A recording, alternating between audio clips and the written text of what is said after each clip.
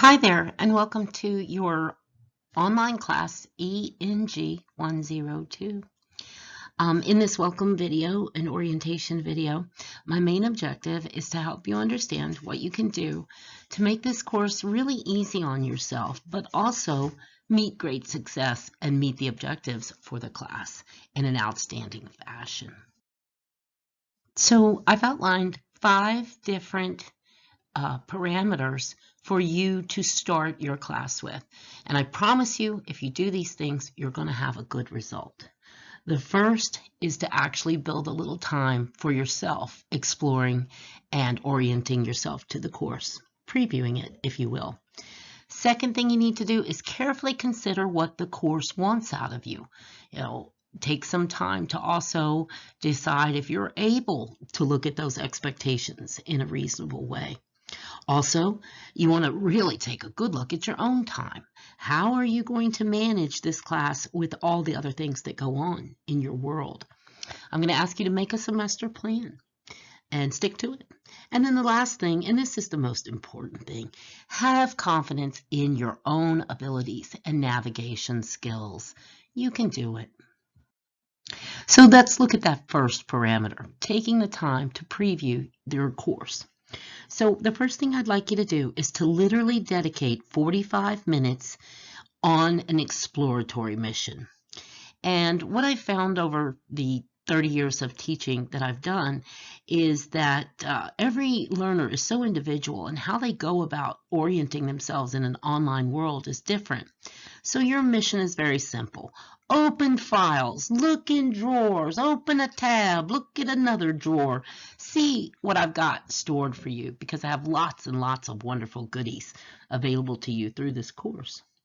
So science has shown us over and over again that people perform better when they know what's coming. So really taking the time, and I know it's not the most interesting thing in the world, and perhaps you could do it as you're getting ready to go to sleep, is to really take a look at the course, know when the big assignments are due, know what's happening when, and get that Google Calendar out and that phone of yours and use the technology tools available to help you constantly stay in touch.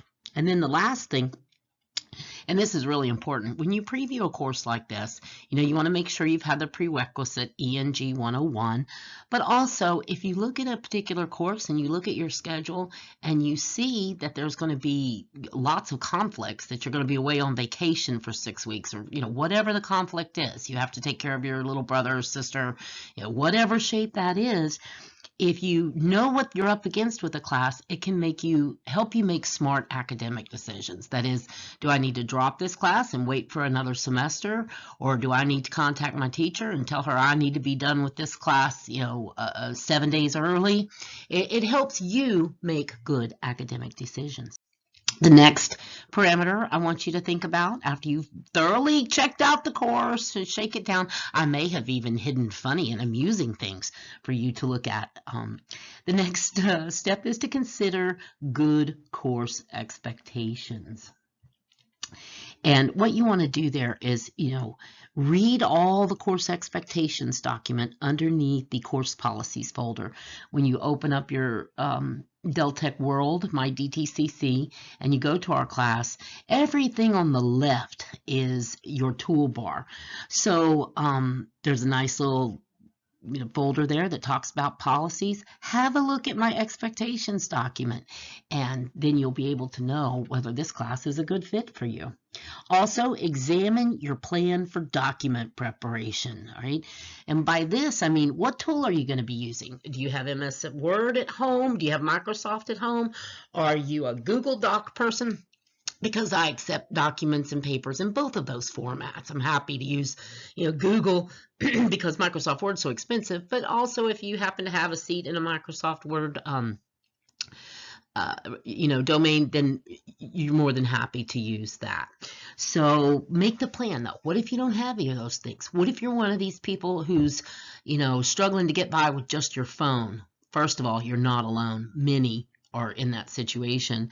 But if you just have a phone, you know, Google Docs isn't real friendly over the phone. And then there's that whole write it on notes and email it to yourself thing. So, you know, think about it now. Do you have a friend or a parent or a relative who might have MS Word that they would allow you a seat on their license? Or perhaps better yet, you know, will they let you borrow their computer or use time on their computer?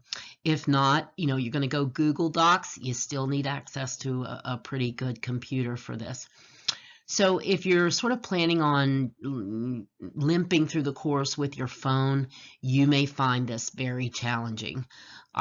There's a direct correlation between having a good computer system and being able to complete online courses successfully. So if you do have computer trouble, we do have a virtual support technical center, and I'm going to talk about that later on, and of course more during the semester when we start actually getting technical. Next thing I want you to do, survey your time.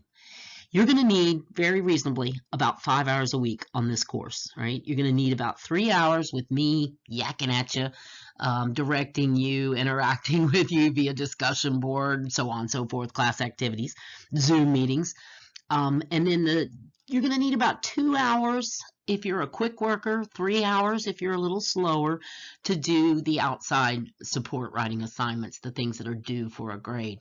And then, of course, near the end of the semester, you want to really take a look at that, you know, 5 hours, because it's going to become more like 7 hours during the last 2 weeks of the semester. Also, treat me like a little part-time job. My husband and I have successfully run a local corporation here in Newark, Delaware for 30 years, where we have 30 employees. We're calling this the 30-30 year. And what I have found as a business person is that if I dedicate a certain point in my life to pursuing my online activities, it helps my stress. So if the class, you know, if you have Tuesday afternoons free, mark that out. Treat me like a part-time job. You have to come do your online work during that time. And if you structure yourself like that, you're going to find that you're meeting success. And the last thing, actually assign a place, not just a time, but a place for yourself to do your work. Whether it's a corner of your dining room, you know, the upstairs bathroom, wherever it is, find a place to keep all your course materials and your online materials easily accessible. Next one, write out your semester plan. I'm crazy. Yes, actually write it out. So, you know, first thing you want to do is sort of chunk the approach to this course into the units that it's already broken down into, recognizing that Unit 1 is the easiest, the Unit 4 is the hardest, so we have to, you know, sort of break it into chunks.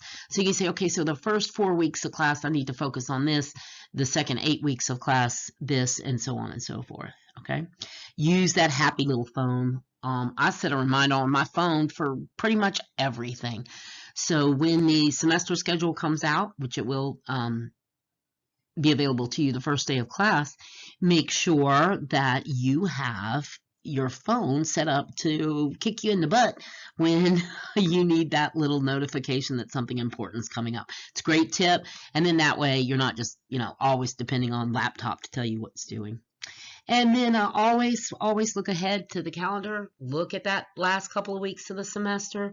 You know, make sure you tell your folks, no, I can't go on vacation then. Make sure you tell that boss who doesn't understand what availability means that you are going to need extra time this week and this week. And if you do it now and you set it up that way, your boss and your family, whoever it is you've got, you know, sort of scheduling conflicts with, will understand because you've told them, after all, 15 weeks in advance. The next thing I want you to do, this is so important. This is the key. Have confidence. Our learning theme this week is a quote from Audre Lorde. And just so you know, some people put a U in her name, some don't. That's up to question. And her quote is, I am deliberate and not afraid of anything. And that's how I want you to approach this course, with deliberateness and not being afraid of anything, because so many times online students will say, well, I didn't want to open that one up because I wasn't sure if I'd be locked in, or if I'd break it. Or you can't break it. There is nothing you can do to the online world that will break it. So feel free to open drawers, close them, open a new tab, and really explore those things that you need to explore. Don't be afraid. And then as far as professional advice I can give you as a tech writer, I absolutely utilize my undo, my reload, my back button to their full potential. And that will very much help you navigate this course.